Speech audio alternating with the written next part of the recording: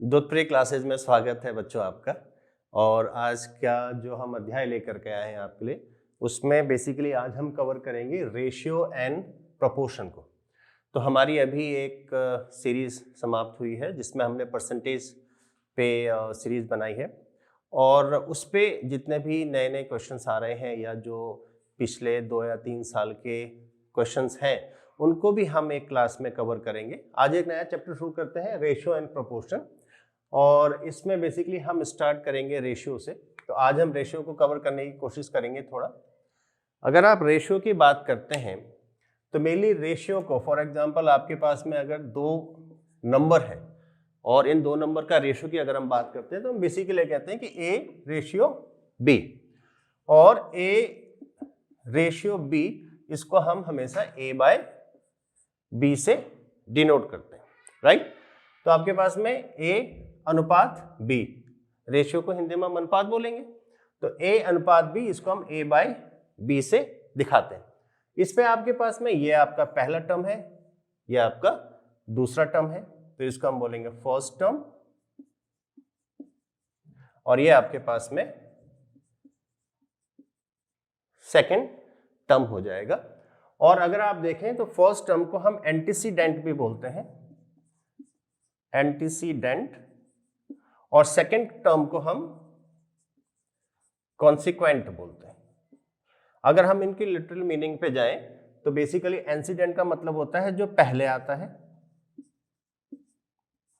तो आपका ए पहले आया, ए पहले आया, और कॉन्सिक्वेंट जो आपका बाद में आता है, राइट। हालांकि ये उतना इंपॉर्टेंट नहीं होगा पर आपको आना चाहिए। मेनली आपको रेशियो में जो समझना है वो ये है कि अगर आपके पास में 2 नंबर है ए और बी, उनका अगर आप रेशियो लिखते हो तो उसको लिखोगे ए रेशियो बी या ए अनुपात बी। उसको हम फ्रैक्शन में भी लिख सकते हैं ए बाय बी। ये आपका बेसिकली रेशियो है। रेशियो की खास बात देखेंगे अगर आप, फॉर एग्जाम्पल अगर मैं ये कहूं कि 2 और 4 ये 2 नंबर है, इन 2 नंबर का रेशियो जब मैं निकालूंगा तो 2/4, या मैं इसको लिखूंगा 2 डिवाइड में 4, 2 रेशियो 4, 2 अनुपात 4 को हम लिख सकते हैं 2 डिवाइड में 4, करेक्ट। हमेशा जो फ्रैक्शन के रूल्स होते हैं वो रेशियो पे भी काम करेंगे। तो इसका मतलब ये हुआ कि आप अगर इस फ्रैक्शन को किसी भी नंबर से मल्टीप्लाई करते हो तो आपका न्यूमरेटर और डिनोमिनेटर अगर आप सेम नंबर से मल्टीप्लाई करते हो तो कोई अंतर नहीं आएगा। उसी तरह से अगर आप 2, 4 फॉर एग्जांपल आपके पास में ये रेशियो है, इसको अगर आप किसी भी नंबर से डिवाइड करते हो तो कोई अंतर नहीं आएगा, प्रोवाइडेड आपको देखना है कि जब आप इसको डिवाइड कर रहे हो तो आपके पास में 0 डिनोमिनेटर में नहीं आना चाहिए, राइट। तो इस तरह से आपका ये बेसिक है जो रेशियो का है। तो अगर मैं इसको दोबारा से आपको समझाऊं, अगर आपके पास में ए और बी ये 2 नंबर है तो इनका जो रेशियो है वो ए रेशियो बी या ए अनुपात बी में शो होगा, राइट। तो और आपके पास में ए अनुपात बी को आप लिख सकते हैं ए डिवाइड में बी, यानी कि फ्रैक्शन में भी आप ए अनुपात बी को लिख सकते हैं, जहां पे ए आपका फर्स्ट टर्म है, बी आपका सेकंड टर्म है। तो इसको एंटीसीडेंट भी बोलते हैं, या मतलब जो पहले आता है, कॉन्सिक्वेंट बोलते हैं सेकंड टर्म को जो बाद में आता है।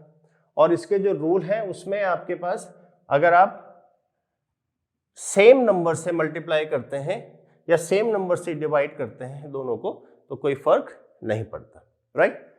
छोटे छोटे से इसके क्वेश्चन से स्टार्ट करते हैं ताकि आप इसको ठीक से समझ सकें। तो क्वेश्चन देख लेते हैं, राइट।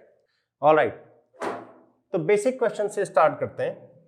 आपके पास क्वेश्चन है कि if 10% of x is equal to 20% of y, then find ratio x to y। x और y का रेशियो निकालना है। आपके पास में एक कंडीशन दे रखी है।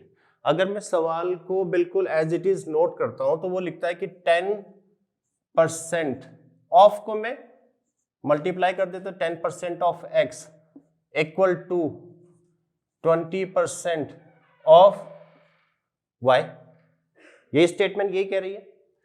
तो इसका मतलब 10% का मतलब डिवाइड में 100, x इक्वल टू 20 डिवाइड में 100 y। क्लियर है, सिंपल है, कैंसिल हो जाएगा, कैंसिल हो जाएगा। x डिवाइड में 10 इक्वल टू 2 डिवाइड में 10 y, 10 कैंसिल हो जाएगा। क्या आएगा आपके पास में, x इक्वल टू 2y। यहां तक क्लियर हो रहा है, समझ में आ रहा होगा, सिंपल है। आप y को, क्योंकि आपको x और y का रेशियो निकालना है, तो इसका मतलब हमने देखा था अभी कि x y का रेशियो मतलब x डिवाइडेड बाय y, तो x डिवाइडेड y के लिए y को हम इक्वल के लेफ्ट में ले आएंगे, तो आपके पास में x डिवाइड में y इक्वल टू 2 डिवाइड में 1 हम कह सकते हैं। तो इसका मतलब आपके पास में x रेशियो y या x by y is 2 divide में 1, या इसको मैं क्या लिख सकता हूं, 2 रेशियो 1। सिंपल, ये समझ में आया कि आपने इसको कैसे करना है। ये आपके पास में मैंने पूरा बेसिक समझाया कि कैसे आपको करना है। हालांकि अगर आपके पास में ये क्वेश्चन आता है तो आपके पास में है कि 10% of x equal to 20% of y। तो आपने देखा होगा परसेंटेज की सीरीज में भी हम करते हैं, तो परसेंटेज से परसेंटेज कैंसिल, 0 से 0 cancel, x equal to 2y, x equal to 2y, x by y equal to 2/1। तो आपको इसको ये समझने के लिए है, आप समझिए कि कैसे इसको किया जाता है। अदरवाइज जब आप पेपर में करेंगे तो आप इसको करेंगे, हालांकि ये भी नहीं लिखने की जरूरत पड़ेगी, आप डायरेक्टली भी इसको कर सकते हैं। ठीक है, दूसरे क्वेश्चन को देखते हैं। If 60% of A equal to 3/4 of B, यहाँ पे भी आपको रेशियो निकालना है। इस क्वेश्चन में और इस क्वेश्चन में डिफरेंस यही है कि यहाँ पे आपके पास दोनों तरफ परसेंटेज दे रखा था, यहाँ पे एक तरफ परसेंटेज है और एक तरफ आपके पास में फ्रैक्शन में है।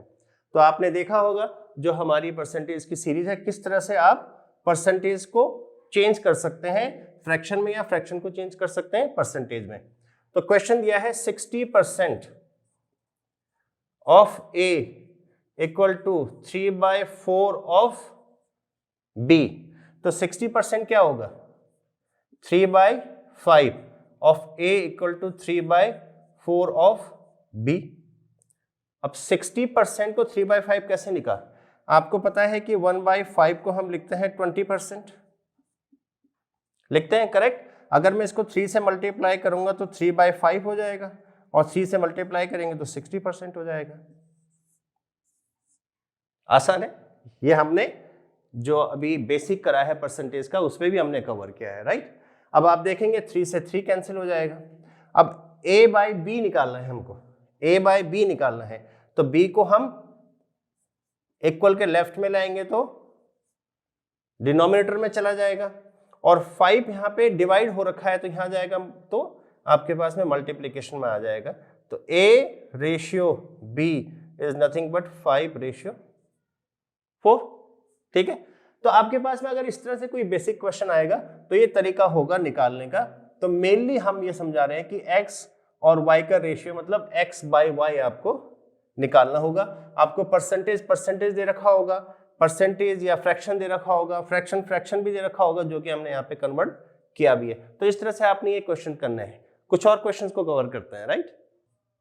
ऑलराइट, देखिए अब आपके पास में एक क्वेश्चन है जिसमें दिया है A बाई B, यानी कि A ratio B 2:3, B ratio C 2:4, C ratio D 2:5, A ratio D पूछा गया। बहुत बेसिक सवाल है लेकिन कई जगह पे पूछा जाता है। और अगर आप इसमें देखें, आपको दिया गया है A बाई D निकालने को। अगर आप A बाई D को देखें, आपके पास में दे रखा है A बाई B, फिर आपको अगर मैं मल्टीप्लाई करने को बोलूं B बाई C के साथ में इसको, फिर मल्टीप्लाई करने को बोले C बाई D के साथ में, आप देखेंगे B से B कैंसिल हो जाएगा, C से C कैंसिल हो जाएगा, तो आपके पास क्या बचेगा A बाई D। तो मतलब A बाई D को मैं ये भी लिख सकता हूं, करेक्ट। अब इनके मैं अगर वैल्यूज रखूं, A बाई B मतलब 2/3 मल्टीप्लाई में B बाई C 2/4 मल्टीप्लाई में C बाई D 2/5।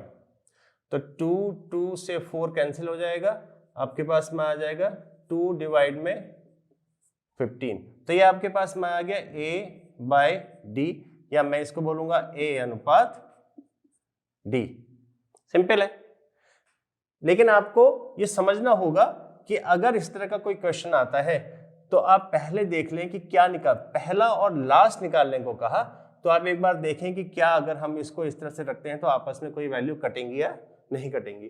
तो B से B कट गया, C से C कट गया, तो A और D बचेगा। तो इसका मतलब इनकी अगर मैं करस्पॉन्डिंग वैल्यूज रख देता हूं तो मेरे पास में इसका आंसर आ जाएगा। सिंपल तरीके से निकाल सकते हैं, राइट। जैसे ये एक क्वेश्चन है, इसमें दिया है आपको W1 W2 का रेशियो 2:3 और W1 W3 का रेशियो 1:2, W2 W3 का आपको रेशियो निकालना है। तो ये भी बिल्कुल सेम जैसा क्वेश्चन लगता है। इसमें W1 फर्स्ट है और आपके पास में W3 लास्ट है, लेकिन यहाँ पे थोड़ा चेंज है, यहाँ W2 और W3 में पूछा गया है।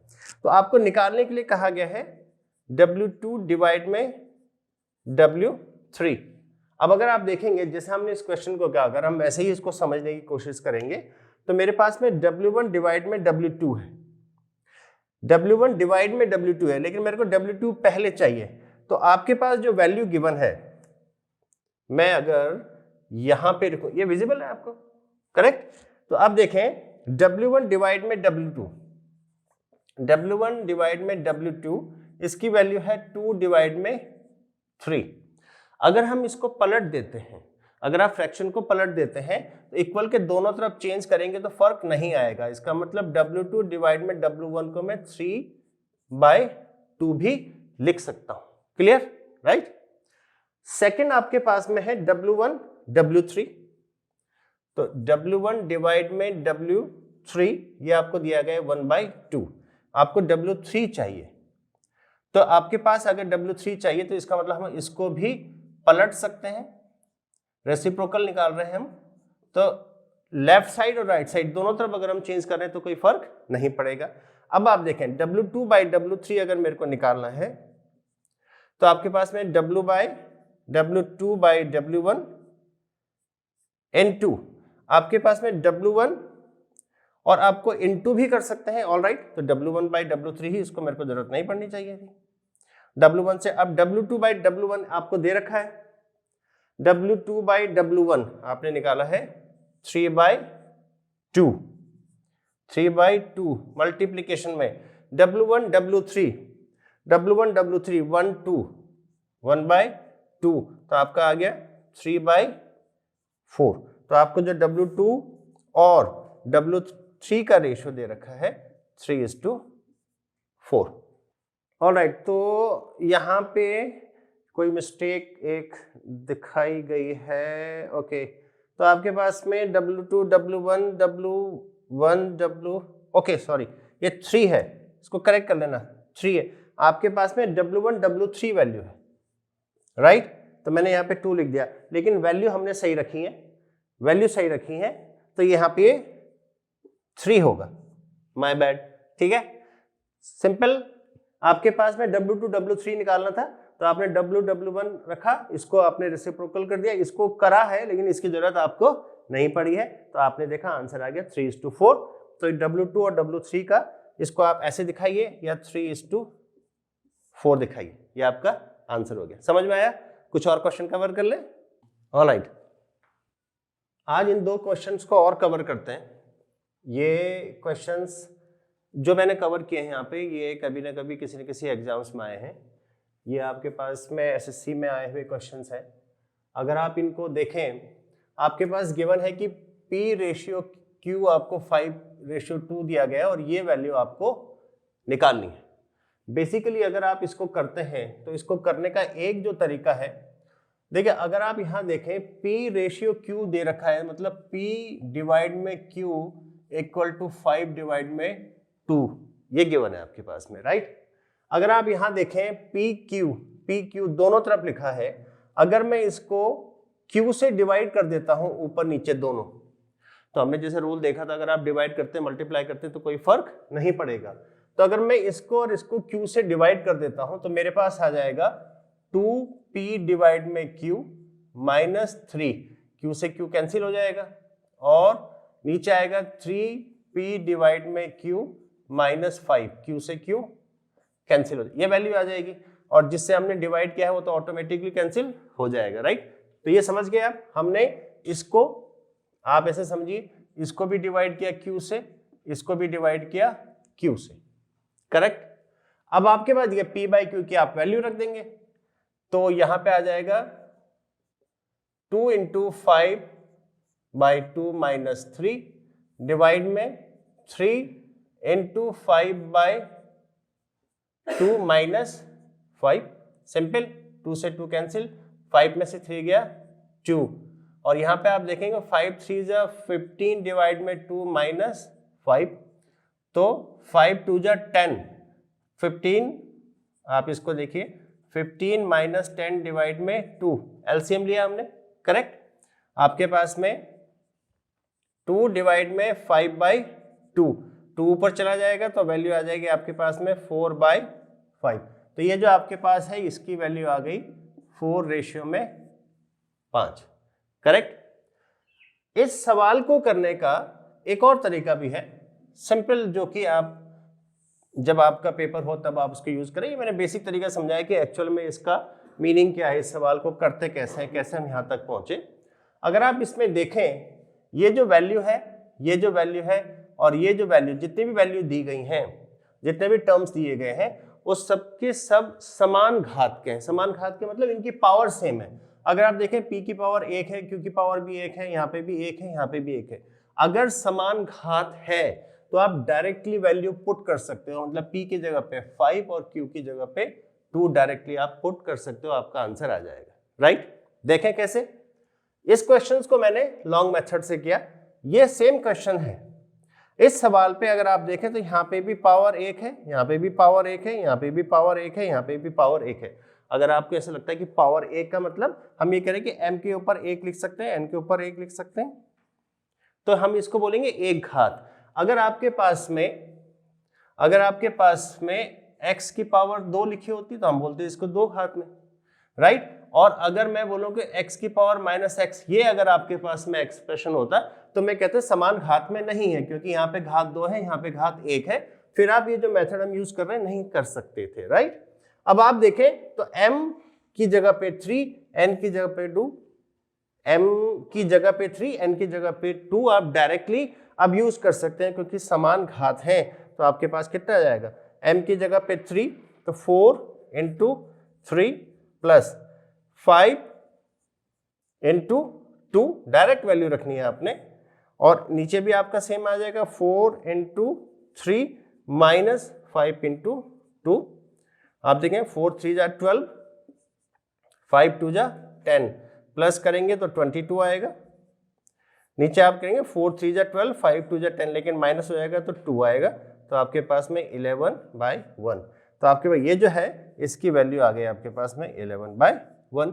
देखिए बहुत सिंपल है, बहुत सिंपल तरीके से आप इसको सॉल्व कर सकते हैं। ध्यान आपको ये रखना है कि घात समान होनी चाहिए। अगर असमान घात होंगी, असमान पावर होंगी, तो फिर आप इसको इस वाले मेथड को यूज नहीं कर पाएंगे, राइट। अदरवाइज आप इस तरह से भी कर सकते हैं, जो भी आपको कंफर्ट लगे उसको आप यूज कर सकते हैं, इन सवाल को कर सकते हैं। बेसिक हमने आज समझा रेशियो का, और नेक्स्ट क्लास में और सारे क्वेश्चंस लेकर के आएंगे, और तब तक आप इनको चेक कीजिएगा। परसेंटेज की जो सीरीज चल रही है आप उसको भी जरूर देखिएगा, और आपने हमारे जो वीडियोस हैं उनको देख रहे हैं आप, इसके लिए आपका बहुत बहुत धन्यवाद।